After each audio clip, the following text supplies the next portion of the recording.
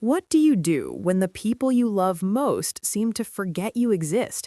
How do you rebuild a life when the family you built it around has quietly moved on without you? I need you to think about that. Before you decide if I did the right thing, let me take you back to the beginning. Because this wasn't a sudden choice, it was a quiet erosion that happened over more than a decade. My name is Grace. I am 71 years old. Last Christmas morning, I sat alone in my living room, scrolling through photos on my tablet.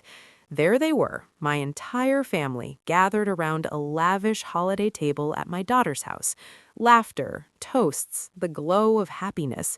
And there I was, 3 miles away, eating scrambled eggs in silence. This wasn't an anomaly. This was every single holiday, every birthday for the past 12 years. Before I tell you what I did that changed everything, I want to know where you're watching from. Leave your city in the comments. It helps to know I'm not the only one who has felt this particular kind of loneliness. Now, let me show you how a family can vanish from your life, one uninvitation at a time. It began the year my husband, Michael, passed away. We were married for 44 years. His absence didn't just leave a hole, it shattered the foundation of my world. That first Thanksgiving without him, just 8 months after the funeral, I assumed my family would gather close. My daughter, Lauren, had always been the planner, the one coordinating who brought the pies and setting the schedule. 2 days before the holiday, I texted her, "What time should I come over? What can I bring?" The reply took 6 hours. "Oh, Mom, we're keeping it really small this year, just us and Mark's parents. You understand, right? You probably want a quiet day anyway." I stared at those words until they blurred. A quiet day? My house had been a cathedral of silence since Michael died. The quiet was so heavy I could feel it in my bones. But I typed back, "Of course, sweetheart, enjoy your day." I convinced myself it was a one-time adjustment, new in-laws, complicated dynamics. So I spent that Thanksgiving with a turkey sandwich and old black and white films, pretending the ache in my chest was indigestion. Then came Christmas. I watched the family group chat light up with plans. My son, Daniel, was hosting discussions about gift exchanges, dinner times, whether to do a Yankee swap. I waited, expecting a direct invitation. None came. Finally, on December 23rd, I called Lauren. "Honey, what time is Christmas dinner?" A long, uncomfortable pause. "Mom, didn't Daniel tell you? We did Christmas Eve this year instead. It was last night. We thought you'd want to rest." My hands went cold. "You had Christmas without me yesterday?" "We posted pictures. We figured you saw them." I had seen them. I'd seen my grandchildren opening presents I knew nothing about. I'd seen the table set with my mother-in-law's heirloom china, the set that was promised to me. I'd seen everyone in matching plaid pajamas I'd never been asked to buy. Why wasn't I invited, Lauren? "Mom, you were invited. We just didn't want to bother you with all the details. You've seemed so distant lately." Distant. I was distant. Because my husband was gone, and my family had started constructing a new tradition that didn't include me. That was the moment I knew this wasn't just grief talking. Something fundamental had broken. For the next 3 years, the pattern solidified into a cruel routine. Every holiday, every milestone, I discover it after the fact. Easter brunches, 4th of July pool parties at a house I'd never visited, birthday dinners for people I'd raised. My empty chair wasn't just empty, it was never set to begin with. I became a ghost in my own family's story, glimpsed only in the background of photos I wasn't supposed to see. I tried to understand. I dissected every memory, every conversation. Had I been too needy in my grief? I'd prided myself on my independence, never wanting to be a burden. After being left out of Daniel's 45th birthday party, a celebration I learned about through a cousin's tagged photo, I confronted Lauren again.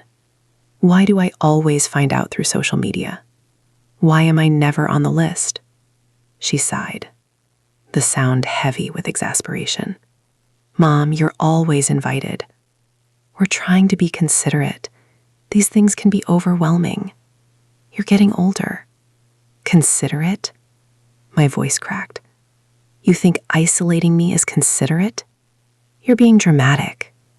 We include you in plenty. Name one, I said, my voice suddenly steady. Name one event you actually called and invited me to in the last year. The silence that followed was more damning than any answer. That's what I thought, I whispered, and ended the call. I started a journal, not of memories, but of absences. A stark calendar where I marked every event I discovered post-mortem. By the 4th year, the pages were full. My granddaughter's violin recital, a family reunion at the lake house. The lake house, the one Michael and I bought 40 years ago as a refuge for our whole family. They'd spent a weekend there, and I found out when Daniel posted a sunset shot with a geotag. I drove up there the following week, standing on the familiar dock, watching the water Michael loved. A cold clarity settled over me. If my family could build a full, vibrant life with me on the periphery, then I could build a life where I was at the center. I was 70 years old. I had my health, my savings, and no tether to this town except ghosts, and a profound sense of irrelevance. Michael and I had always dreamed of the mountains, somewhere with clean air, towering pines, and peace. He loved Colorado. We'd even saved brochures once, a lifetime ago. That night I began to research in earnest. I found a town called Silver Pines, nestled in the Rockies. Population 1,800. It had a vibrant senior center, a community garden, a library that hosted weekly lectures. The cost of living was lower. I could sell my house of 45 years and buy a modest, charming cabin outright. Over the next 6 months, I planned my departure in absolute secrecy. I listed my house with a realtor 2 towns over. I hired a moving company from the city. I transferred my medical records. I opened new bank accounts. I told no one in my family. The house sold in a month to a young couple expecting twins. They loved the garden, the built-in shelves Michael made, the sunroom where I'd spent thousands of mornings. Signing those papers felt less like selling a house, and more like reclaiming my own narrative. I scheduled the move for the week after Easter. Poetic, I thought.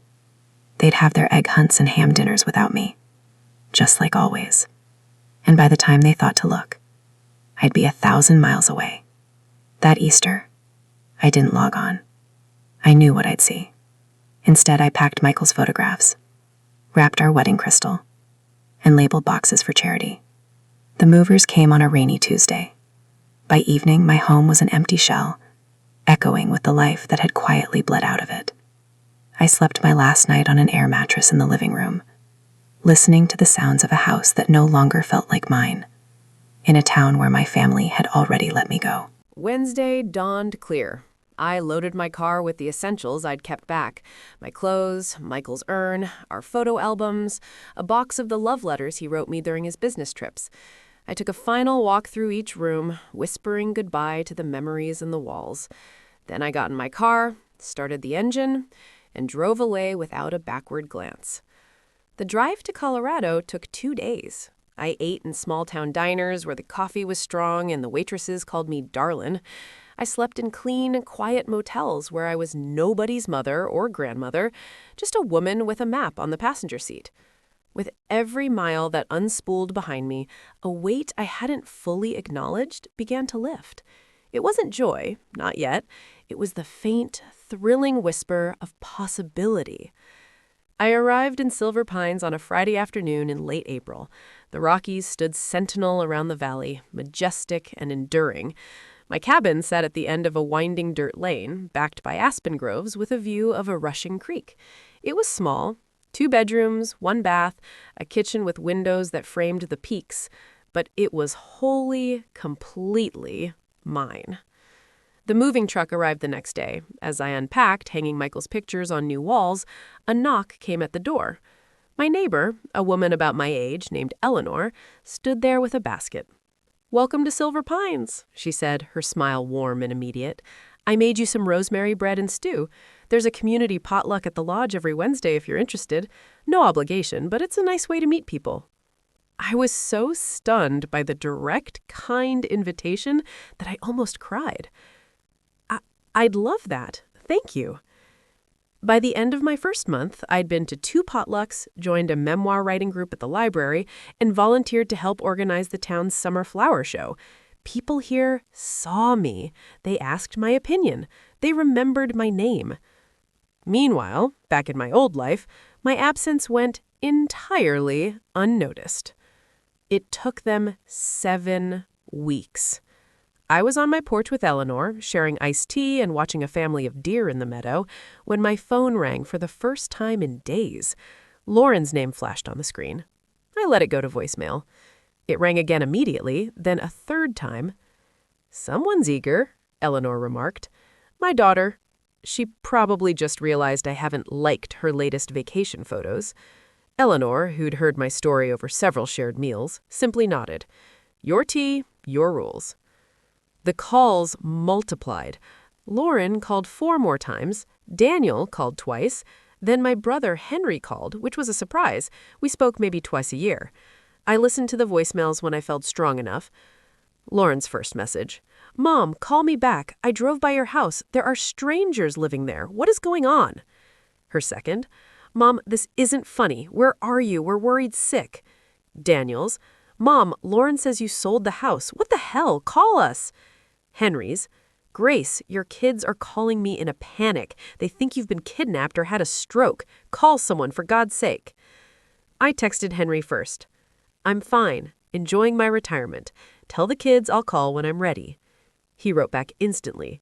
"Where are you? They're talking about filing a missing persons report." "I'm not missing. I know exactly where I am. They're the ones who lost track of me 12 years ago." Then I turned my phone off for 3 days. When I powered it back on, I had 31 missed calls and a frantic chain in the family group chat I'd been a silent observer in for years. Seeing my name, Mom, Grace, typed over and over, seeing them frantically trying to triangulate my whereabouts was surreal. Lauren, "Has anyone heard from Mom? She sold her house and vanished." Daniel, "I talked to the old neighbor. She said a moving truck came 7 weeks ago. Where did she go?"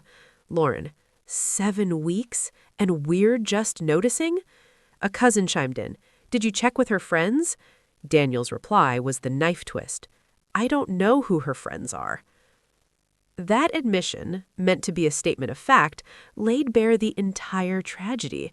Lauren's final plea, "Mom, if you're reading this, we love you. Please just tell us you're okay." "We love you." The words felt like artifacts from a lost language. They loved me from a distance that had grown so vast it became a canyon. I decided to call Lauren back, not out of guilt, but from a place of cold curiosity. What possible explanation could there be? She answered on the first ring. "Mom, oh my God, where are you? Are you safe?" "I'm in Colorado," I said, my voice calm. "I'm perfectly safe." "Colorado? Why? When? Why didn't you tell anyone?"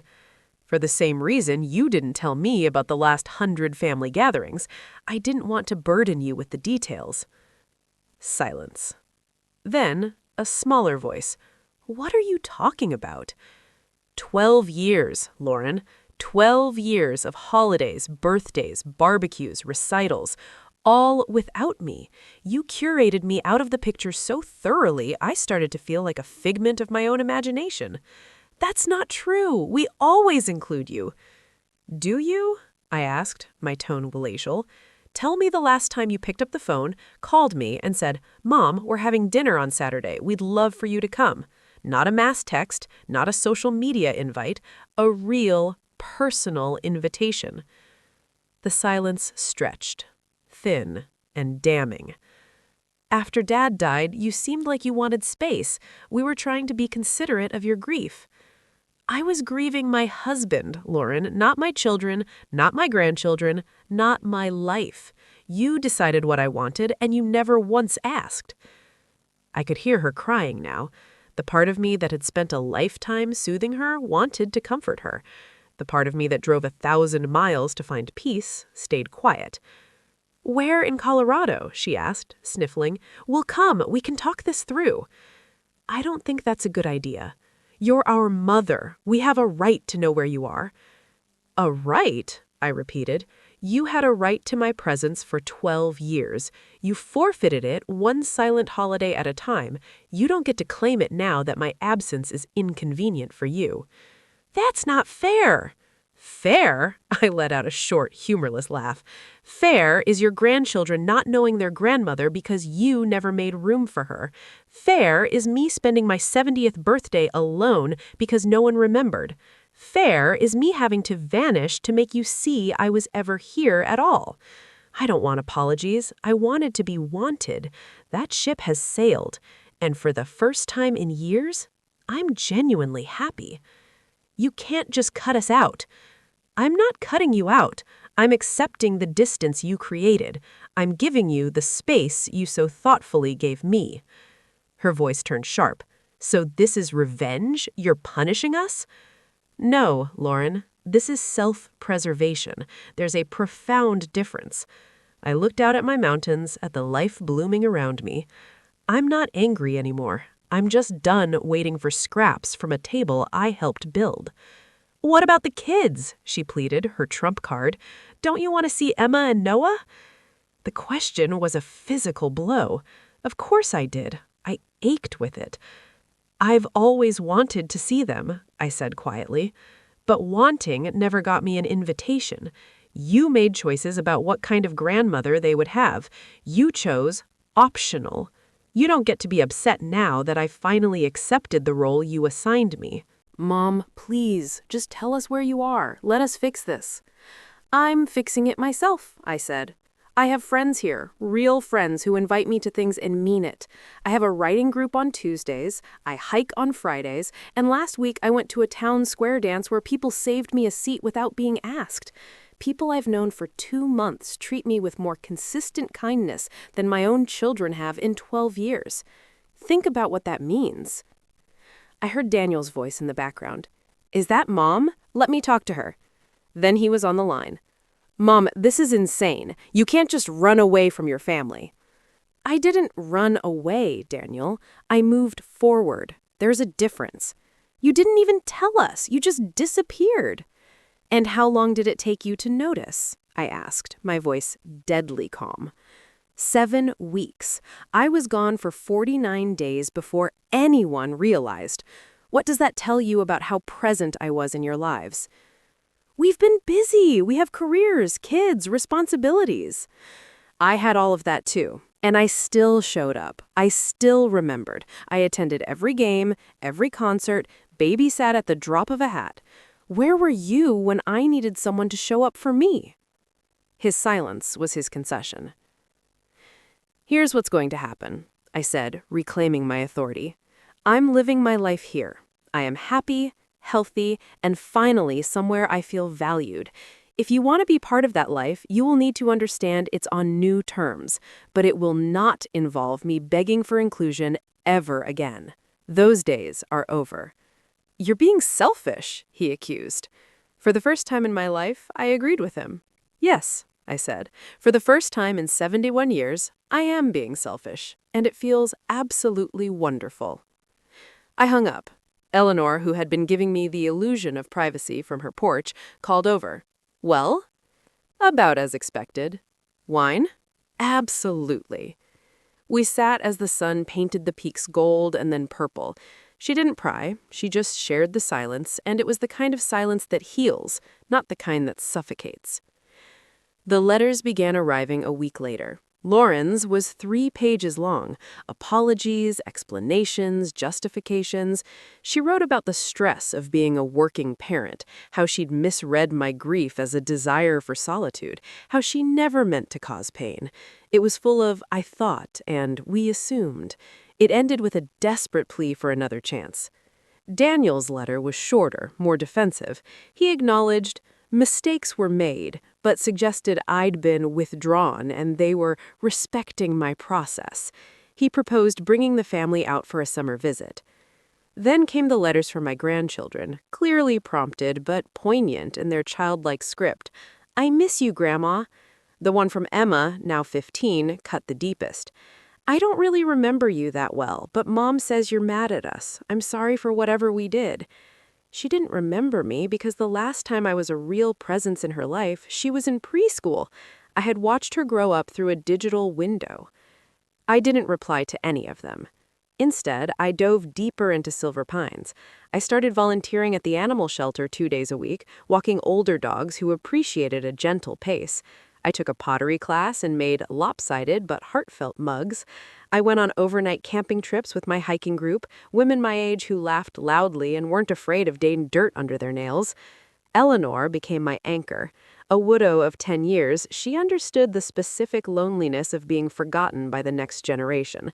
"My kids are in Dubai and Dublin," she'd say with a shrug that wasn't bitter, just factual. "They have their orbits. I built my own galaxy here." 3 months after the phone call, my doorbell rang on a Saturday morning. I wasn't expecting anyone. Peering through the curtain, I saw them. Lauren, Daniel, their spouses, standing awkwardly on my porch like missionaries in unfamiliar territory. I almost didn't answer, but a fierce curiosity won out. I wanted to see the shape of their regret.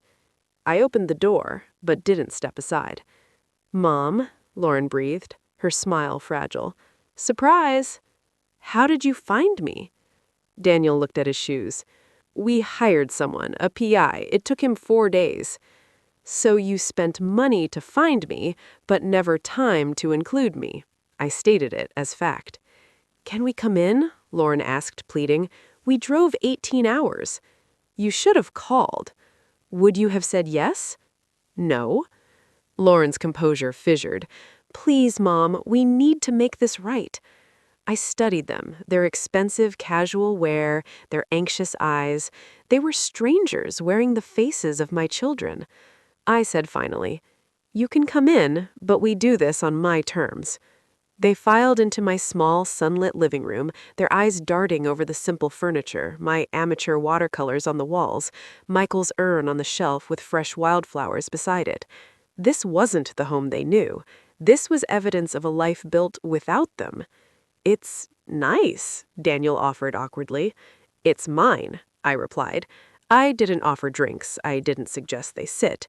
I crossed my arms and waited. Lauren broke first. "We're so sorry, Mom. We know how badly we failed. We want to fix it." "Do you?" I asked softly. "Or do you just want the guilt to stop?" She flinched. Daniel stepped forward. "That's harsh. We came all this way." "Let's talk about harsh," I said, my voice low and steady. "Harsh is a decade of silent holidays. Harsh is seeing your family's joy through a screen. Harsh is realizing your own children don't know your friends because they never bothered to ask. You don't get to define harsh for me anymore." "We were wrong," Lauren cried, tears falling freely now. "But we're your mother. We need you." "You needed me for 12 years. Where was this need then?" Mark, Lauren's husband, spoke up quietly. "For what it's worth, I told her years ago she should call you more. This isn't only on her." "Then it's on all of you," I said, looking at each adult in turn. "You need to understand something. The woman who waited by the phone for you, that woman is gone. She dissolved in 1,000 moments of loneliness. I am someone else now, someone who has learned to be happy alone." "You seem different," Daniel admitted. "Lighter, maybe." "I am lighter, because I'm no longer carrying the weight of your indifference." "Sophia and I brought the kids," Daniel said. "They're at a rental cabin in town. They want to meet you. They've been asking about you." My heart, that stubborn muscle, clenched. They don't know me. "That's our fault," Lauren said urgently, "but it doesn't have to stay that way. Please, let us try." I walked to the window, gazing at the steadfast mountains. "You think you can fix 12 years of neglect with one visit?" "No," Lauren said, her voice stronger. "We want to fix it with time, real time, weekly calls, real invitations, being the family we should have been from the start." I turned to face them. Words are easy. Your father taught me that. Grace, he'd say, watch what people do. Then let us show you, Daniel implored. Let us prove it. I considered them for a long, quiet moment. These are my conditions, I said, the judge in my own life delivering a verdict. 1, I am not moving back. This is my home. 2, if you want a relationship, you initiate. Weekly calls, real invites, with details. 3, no more assumptions about what I want or can handle. You ask, I decide. 4, you reintroduce me to my grandchildren honestly, not as the grandma who ran away, but as the grandma you forgot. They deserve that truth. I took a breath, ensuring they felt the gravity of the last point. And 5, if you fall back into old patterns, if the calls stop, the invites dry up, I walk away for good. I will not spend my remaining years feeling like an afterthought. This is your only chance to rebuild something real. The room was utterly still. I watched the terms settle over them, saw the realization dawn that reconciliation would require actual sustained effort. Those are hard terms, Mom, Daniel said finally. They're the terms of my survival, I replied. Take them or leave them. Lauren and Daniel exchanged a look, a silent, frantic conversation. Then Lauren turned to me, her eyes red but clear. We'll take them. We'll do whatever it takes. All right, you can bring the kids by tomorrow, but for now, I need you to leave. I have plans. Plans? Daniel looked almost offended. Yes, Daniel, plans. I have a life here. You are no longer the center of it. They left looking shock-shelled. I watched their rented SUV bump down my dirt road. Then I picked up the phone. Eleanor answered. They came? They came. I gave them my rules. Good for you, honey. You're still coming to the lodge for the bluegrass concert tonight? Wouldn't miss it. That evening, I walked into the community lodge and was greeted by a chorus of hellos. Frank saved me a seat at his table. Margaret handed me a slice of her famous peach pie. When I mentioned casually that my kids had visited, the reaction was supportive but not invasive. Family's complicated, Frank said, strumming his guitar softly. But you've got family right here, too. The next day, I met Emma and Noah at the little diner on Main Street. Emma was all long limbs and careful politeness. Noah, 12, had Michael's curious eyes. We were all nervous. I'm sorry I don't know you better, I told them honestly over hot chocolates. That's not your fault. But if you're willing, I'd like to change that. Emma glanced at her parents, then back at me. Mom said you left because we didn't include you. She said we were selfish. Lauren looked pained. Emma, I didn't say you were. Last night, Emma continued, talking to me, I heard her crying. She said she failed you. I'm sorry, Grandma. I wish I'd known you were alone all those times. My eyes filled. Thank you for saying that, Emma. That means more than you know. Noah, quieter, asked, Can we come here for real visits? It seems cool, the hiking and stuff. I would love that, I said, and meant it with my whole patched-together heart. We spent 2 hours there. It was awkward, tender, and real. When they left, Emma hugged me tightly and whispered, I'm glad we found you. Me too, sweetheart. The following 6 months were a testament to their effort. Lauren called every Sunday, without fail.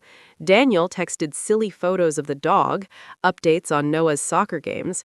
They invited me for Thanksgiving, sending flight options and an itinerary weeks in advance. I discussed it with Eleanor. My gut says they're trying, but I'm scared. So be scared, and go anyway. You've built a fortress here. You can visit their outpost and come home safe. I went, but I booked a flexible return ticket. Walking into Lauren's home on Thanksgiving morning, I saw it immediately. A place card with Grandma Grace calligraphied on it, positioned right in the center of the table, between Emma and Lauren. Not an afterthought, an honored guest. The kids showed me their rooms, their projects. They asked about Silver Pines, my pottery, the dogs at the shelter. They knew things about me. During dinner, Daniel stood to give a toast. Mom, he began, his voice thick, We wasted 12 years. We were blind and selfish, and we hurt you in ways we're still uncovering. We can't get that time back. But I promise you, we will spend the rest of our lives making sure you know how much you matter, that you are loved, wanted, and essential. Lauren added, her hand on mine, "We taught you everything about what family means. We just forgot to live it. Thank you for giving us a chance to remember." I cried. We all did. But here's the most important part. I went back to Colorado after that weekend. I didn't move closer to them. I didn't uproot the life I'd built. Because I discovered something vital in those mountains. I didn't need their validation to be whole. They visit now. They fly out for my birthday, for long weekends, for no reason at all. Emma spent a week with me last summer and we painted the canyon together. Noah is planning a hiking trip for next spring. We video chat every Sunday. I'm in the group chats, they ask my advice. They are trying. And most days, I believe it's genuine. But I also know, with a deep, unshakable peace, that if they stopped, I would be okay. I have a community that shows up. I have friends who knock on my door just to share a sunset. I have mountains that remind me of my own strength and a life rich with purpose. My family didn't abandon me when I moved to Colorado. They abandoned me years before, one missed invitation at a time. My moving away simply made the emptiness impossible for them to ignore. Sometimes the bravest thing you can do is save yourself, even from the people you love the most, especially from them. My name is Grace. I'm 72 years old, and I finally learned that being alone is not the same as being lonely. And sometimes the family you choose can hold you just as tightly as the one you were born into.